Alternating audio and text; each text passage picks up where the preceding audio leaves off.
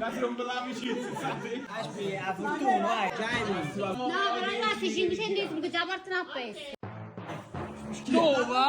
Io sto bene. Ho una passata, mi fa. Già, ti ho fatto 2 euro. Già hai vinto. Siamo in amicizia. Mamma, è duca. Chi la fa l'aspetti? Marta, svela alla figlia. Quasi rompe l'amicizia, sai? Se vinco per il regalo. Allora che la fresta, è assunto. Pensa che hai perso già 2 euro. Quando sai, sei serio, guarda. Io dillo. Amore, devi riflettere però per la cosa. Sto bene. Sto bene. Ogni giorno giù di 10 euro poker, quindi la serata su.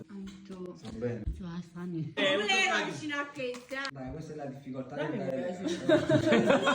levo picchini. Dai, per quanti bit di... Ma come giocate? Che piro? Guardate sti cazzi. C'ha una standa. Manuele, ne pazziamo a queste cose.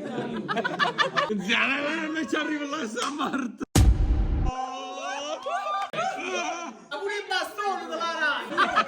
Perché uno che si coglie, ti sta zitto. Ma se uno ti mette a così, ti va a perdere. Ti metti tu a maspartere.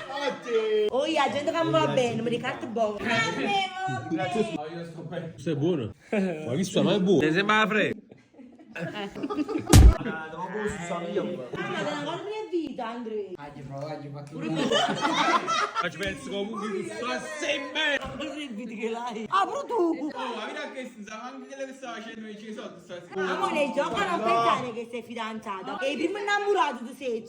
Giovanni è morto. Perché quando sono morto abbiamo da mettere i cappucci in capo. Ed pure fritto, anche lei si sta fritto che è morto. Fa sentitivo Martino, più lui. Sta nel nuovo futuro. Sto bene. Anch'io. Manco pochi frego. I morti sono Gaetano, Il Emanuele, 30°. Viviana. Mi fu brevito. Antonio! La pace un infarto. Io amo che smetto quello che un gol a mia mamma. E chi sta di lui è come sta? Tu vuoi? Non capisci, ma perché tu ti fai bene? A nome nostro.